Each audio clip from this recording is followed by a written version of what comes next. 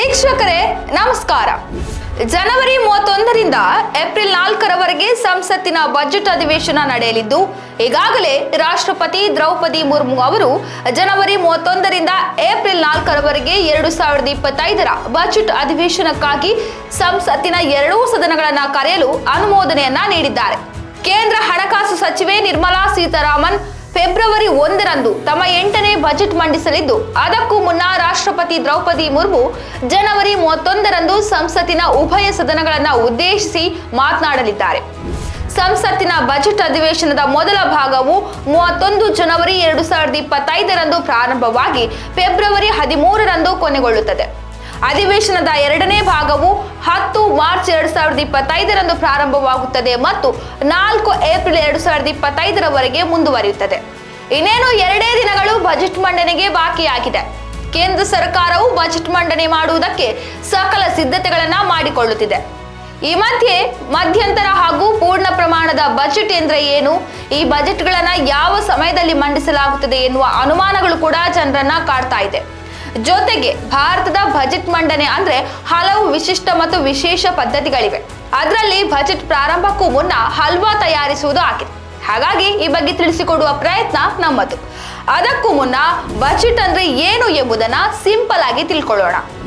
Budget ಎಂಬುದು ಆ ವರ್ಷ ಸರ್ಕಾರ ಯಾವುದಕ್ಕೆ ಎಷ್ಟು ಖರ್ಚು ಮಾಡಬೇಕು ಎನ್ನುವುದರ ಲೆಕ್ಕಾಚಾರವಾಗಿದೆ. ಈಗ ನಮಗೆ ಪ್ರತಿ ತಿಂಗಳು ಸಂಬಳ ಬಂದಾಗ ಹೇಗೆ ಅಥವಾ ಸಂಬಳಕ್ಕೂ ಮುನ್ನವೇ ಆ ತಿಂಗಳಿನ ಆದಾಯ, ಖರ್ಚು ಹಾಗೂ ಉಳಿತಾಯದ ಬಗ್ಗೆ ಹೇಗೆ ಲೆಕ್ಕಾಚಾರ ಮಾಡ್ತೇವೆ, ಹಾಗೇನೆ ಒಂದು ದೇಶ ಅಥವಾ ರಾಜ್ಯದ ಸರ್ಕಾರ ಅಲ್ಲಿನ ವರ್ಷದ ಆದಾಯ, ಖರ್ಚು ವೆಚ್ಚಗಳು, ಸಾಲ ಮುಂತಾದ ಹಣಕಾಸಿನ ಲೆಕ್ಕಾಚಾರದ ವರದಿಯನ್ನು ಮಂಡಿಸುವುದಕ್ಕೆ ಬಜೆಟ್ ಎನ್ನಬಹುದು. ಈ ಬಜೆಟ್ನಲ್ಲಿ ರಾಜ್ಯ ಹಾಗೂ ಕೇಂದ್ರ ಸರ್ಕಾರಗಳು ಸರ್ಕಾರಿ ನೌಕರರಿಗೆ ವೇತನ, ವಿವಿಧ ಯೋಜನೆಗೆ ಹಣ ಹಾಗೂ ಖರ್ಚು ವೆಚ್ಚಗಳನ್ನ ನಿಗದಿ ಮಾಡುತ್ತದೆ. ಅದೇ ರೀತಿ ಕೆಲವು ನಿರ್ದಿಷ್ಟ ಸಂದರ್ಭಗಳಲ್ಲಿ ಮಧ್ಯಂತರ ಬಜೆಟ್ ಸಹ ಮಂಡಿಸಲಾಗುತ್ತದೆ. ಈಗ ಯಾವಾಗ ಮಧ್ಯಂತರ ಬಜೆಟ್ ಮಂಡಿಸಲಾಗುತ್ತದೆ ಎಂಬುದನ್ನು ನೋಡೋಣ. ರಾಜ್ಯ ಹಾಗೂ ಕೇಂದ್ರ ಸರ್ಕಾರಗಳು ಕೆಲವು ನಿರ್ದಿಷ್ಟ ಸಮಯದಲ್ಲಿ ಮಾತ್ರ ಮಧ್ಯಂತರ ಬಜೆಟ್ ಮಂಡನೆಯನ್ನ ಮಾಡುತ್ತವೆ. ಯಾವುದೇ ಸರ್ಕಾರದ ಅವಧಿ ಮುಕ್ತಾಯವಾಗುವುದಿದ್ದರೆ, ಇಲ್ಲವೇ ಬಜೆಟ್ ಮಂಡಿಸಲು ಸಮಯವಿಲ್ಲದೆ ಇದ್ದರೆ ಹಾಗೂ ಚುನಾವಣೆಗಳು ನಡೆಯುವ ಸಂದರ್ಭದಲ್ಲಿ ಮಧ್ಯಂತರ ಬಜೆಟ್ ಮಂಡಿಸಲಾಗುತ್ತದೆ. ಇನ್ನು ಮಧ್ಯಂತರ ಬಜೆಟ್ ಎನ್ನುವುದು ಕೆಲವು ತಿಂಗಳಿಗೆ ಮಾತ್ರ ಸೀಮಿತವಾಗಿರುತ್ತವೆ. ಇದೊಂದು ತಾತ್ಕಾಲಿಕ ವ್ಯವಸ್ಥೆಯಾಗಿದ್ದು, ಹೊಸ ಸರ್ಕಾರ ಬಂದರೆ ಅಥವಾ ಅದೇ ಸರ್ಕಾರ ಮತ್ತೆ ಆಯ್ಕೆಯಾದರೂ ಮುಂದೆ ಪೂರ್ಣ ಪ್ರಮಾಣದ ಬಜೆಟ್ ಮಂಡನೆಯಾಗುವುದು ಇದೆ. ದೇಶದ ಹಣಕಾಸಿನ ನಿರ್ವಹಣೆ ಉದ್ದೇಶದಿಂದ ಇದನ್ನ ಮಂಡಿಸಲಾಗುತ್ತದೆ. ಮಧ್ಯಂತರ ಬಜೆಟ್ ಮಂಡನೆಗೆ ಇರುವ ಷರತ್ತುಗಳೇನು? ಮಧ್ಯಂತರ ಬಜೆಟ್ನಲ್ಲಿ ಕೆಲವು ನಿರ್ದಿಷ್ಟ ಸೂಚನೆಗಳು ಇರುತ್ತವೆ. ಚುನಾವಣಾ ಆಯೋಗದ ನೀತಿ ಸಂಹಿತೆ ಪಾಲಿಸಿಕೊಂಡೇ ಮಧ್ಯಂತರ ಬಜೆಟ್ ಮಂಡಿಸಬೇಕಾಗುತ್ತದೆ. ಚುನಾವಣೆ ಸಮಯದಲ್ಲಿ ಮಧ್ಯಂತರ ಬಜೆಟ್ ಸಾಮಾನ್ಯವಾಗಿ ಮಂಡನೆ ಆಗ್ತದೆ. ಹೀಗಾಗಿ ಮಧ್ಯಂತರ ಬಜೆಟ್ನಲ್ಲಿ ಮತದಾರರ ಮೇಲೆ ಪ್ರಭಾವ ಬೀರುವಂತಹ ಯಾವುದೇ ಯೋಜನೆಗಳನ್ನು ಪರಿಚಯಿಸುವುದಕ್ಕೆ ಅವಕಾಶ ಇರುವುದಿಲ್ಲ. ಅಲ್ಲದೆ ಆರ್ಥಿಕ ಸಮೀಕ್ಷೆ ಸಹ ನಡೆಸಲು ಅವಕಾಶ ಇರುವುದಿಲ್ಲ. ಈಗ ಮುಖ್ಯ ವಿಚಾರಕ್ಕೆ ಬರುವ. ಬಜೆಟ್ಗೂ ಮುನ್ನ ವಿತ್ತ ಸಚಿವರಾದವರು ಹಲ್ವಾವನ್ನ ಯಾಕೆ ತಯಾರಿಸ್ತಾರೆ? ಹಲ್ವಾ ಆಚರಣೆ ಎಂದ್ರೇನು? ಇದು ಕಡ್ಡಾಯವೇ ಎಂಬ ಅನೇಕ ಪ್ರಶ್ನೆಗಳು ನಿಮ್ಮನ್ನ ಕಾಡುತ್ತಿರಬಹುದು. ಹಾಗಾದ್ರೆ ಬಜೆಟ್ಗೂ ಮುನ್ನ ಹಲ್ವಾ ಆಚರಣೆ ಎಂದ್ರೇನು? ಭಾರತದ ಹಣಕಾಸು ಸಚಿವಾಲಯದ ಬಜೆಟ್ಗಿಂತ ಮುಂಚಿತವಾಗಿ ನಡೆಸುವ ಆಚರಣೆಯೇ ಹಲ್ವಾ ಸಮಾರಂಭ. ಸಿಂಪಲ್ ಆಗಿ ಹೇಳ್ಬೇಕಂದ್ರೆ ಪೂರ್ವ ಬಜೆಟ್ ಆಚರಣೆ.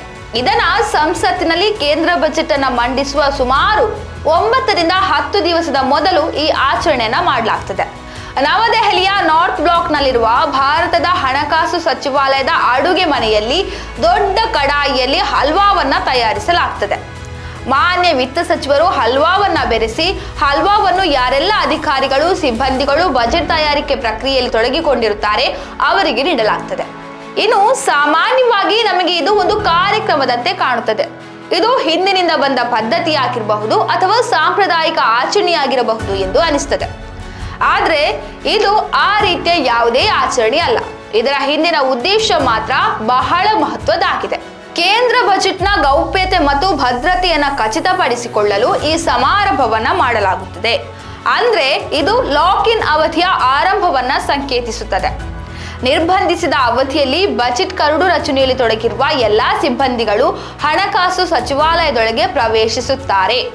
ಈ ಲಾಕ್ ಇನ್ ಅವಧಿಯು ಬಜೆಟ್ ಅನ್ನ ಸಂಸತ್ತಿನಲ್ಲಿ ಮಂಡಿಸುವ ಮೊದಲು ಬಜೆಟ್ ಸೋರಿಕೆಯ ಬಗ್ಗೆ ಯಾವುದೇ ವಿವರಗಳನ್ನು ಖಚಿತಪಡಿಸಿಕೊಳ್ಳಲು ಹಲವಾರು ಕ್ರಮಗಳನ್ನು ಒಳಗೊಂಡಿರುತ್ತದೆ. ಅಧಿಕಾರಿಗಳಿಂದ ಮೊಬೈಲ್ ಫೋನ್ ಮತ್ತು ಇತರ ಸಂಪರ್ಕ ಸಾಧನಗಳನ್ನು ವಶಪಡಿಸಿಕೊಳ್ಳುವುದು ಅತ್ಯಂತ ಮಹತ್ವದ ಕ್ರಮವಾಗಿದೆ. ಹೊರಗಿನ ಪ್ರಪಂಚದೊಂದಿಗೆ ಯಾವುದೇ ಸಂವಹನವನ್ನ ಅನುಮತಿಸಲಾಗುವುದಿಲ್ಲ ಮತ್ತು ಅಧಿಕಾರಿಗಳು ಬಾಹ್ಯ ಪ್ರವೇಶವನ್ನ ಕಡಿತಗೊಳಿಸುತ್ತಾರೆ. ಈ ಕಠಿಣ ಪ್ರಕ್ರಿಯೆಯು ಗೌಪ್ಯತೆಯನ್ನು ಕಾಪಾಡಿಕೊಳ್ಳಲು ಸಹಾಯ ಮಾಡುತ್ತದೆ ಮತ್ತು ಬಜೆಟ್ಗೆ ಸಂಬಂಧಿಸಿದ ಸೂಕ್ಷ್ಮ ಮಾಹಿತಿಯ ಯಾವುದೇ ಅನಧಿಕೃತ ಸೋರಿಕೆಯನ್ನು ತಡೆಯುತ್ತದೆ. ಸಿದ್ಧವಾಗಿರುವ ಬಜೆಟ್ ದಾಖಲೆಗಳು ಪ್ರಧಾನಮಂತ್ರಿಯಿಂದ ಅನುಮೋದನೆ ಪಡೆದು ಮುದ್ರಣಕ್ಕೆ ಸಿದ್ಧವಾಗುವವರೆಗೆ ಈ ಲಾಕ್ ಇನ್ ಅವಧಿ ಮುಂದುವರಿಯುತ್ತದೆ. ಅಧಿಕೃತ ಬಜೆಟ್ ಘೋಷಣೆಯ ಮೊದಲು ಕೋರ್ ತಂಡದ ಹೊರಗಿನವರು ಅಂತಿಮ ಕರಡುಗಳಿಗೆ ಪ್ರವೇಶವನ್ನು ಹೊಂದಿಲ್ಲ ಎಂಬುದನ್ನು ಖಚಿತಪಡಿಸಿಕೊಳ್ಳುತ್ತಾರೆ.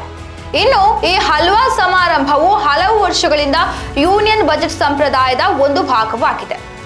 ಆದರೂ ಅದರ ನಿಖರವಾದ ಮೂಲವು ಸ್ಪಷ್ಟವಾಗಿಲ್ಲ. ಆದಾಗ್ಯೂ 1950ರಲ್ಲಿ ಬಜೆಟ್ ಸೋರಿಕೆಯ ನಂತರ ಅದರ ಪ್ರಾಮುಖ್ಯತೆಯು ಗಮನಾರ್ಹವಾಗಿ ಬೆಳೆಯಿತು. ಹಾಗಾಗಿ ಬಜೆಟ್ ಆರಂಭಕ್ಕೂ ಮುನ್ನ ಈ ಹಲ್ವಾ ಸಮಾರಂಭವನ್ನ ಮಾಡಲಾಗ್ತದೆ. ಇನ್ನು ಸಾಮಾನ್ಯವಾಗಿ ಬಜೆಟ್ ಮಂಡನೆಯಾಗ್ತದೆ ಅನ್ನೋವಾಗ ನಾಗರಿಕರು ಬಜೆಟ್ನ ಬಗ್ಗೆ ಅನೇಕ ನಿರೀಕ್ಷೆಗಳನ್ನ ಇಟ್ಟುಕೊಂಡಿರ್ತಾರೆ. ಈ ಬಾರಿಯ ಬಜೆಟ್ನಲ್ಲಿ ಮಧ್ಯಮ ವರ್ಗದವರಿಗೆ ಗುಡ್ ನ್ಯೂಸ್, ಉದ್ಯೋಗ ಸೃಷ್ಟಿ ಹಾಗೂ ಹಣದುಬ್ಬರಕ್ಕೆ ಕಡಿವಾಣ ಸೇರಿದಂತೆ ಹಲವು ನಿರೀಕ್ಷೆಗಳು ಇವೆ. ಹಾಗಾದ್ರೆ ಮಧ್ಯಮ ವರ್ಗದ ಜನರ ಬೇಡಿಕೆ ಏನೇನಿದೆ ಎನ್ನುವುದನ್ನ ಒಂದ್ಸಲ ನೋಡೋಣ.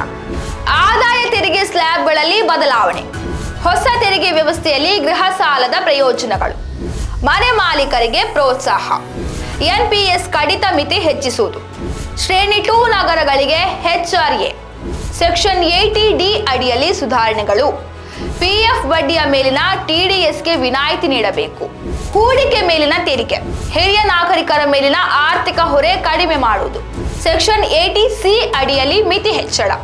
ಹಾಗಾಗಿ ಬೆಲೆ ಏರಿಕೆಯಿಂದ ಹೈರಾಣಾಗಿರುವ ಜನರು ಹೊಸ ಬಜೆಟ್ ಮಂಡನೆ ಕುರಿತಾಗಿ ಹಲವಾರು ನಿರೀಕ್ಷೆಗಳನ್ನ ಇಟ್ಟುಕೊಂಡಿದ್ದಾರೆ.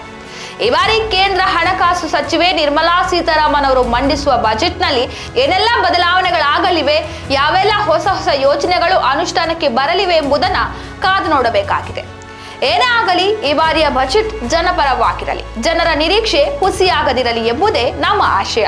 ಇದಾಗಿತ್ತು ಈ ಹೊತ್ತಿನ ವಿಶೇಷ. ಇನ್ನಷ್ಟು ಹೆಚ್ಚಿನ ವಿಚಾರಗಳಿಗಾಗಿ ನೋಡ್ತಾ ಇರಿ ರಿತಮ್ ಕನ್ನಡ.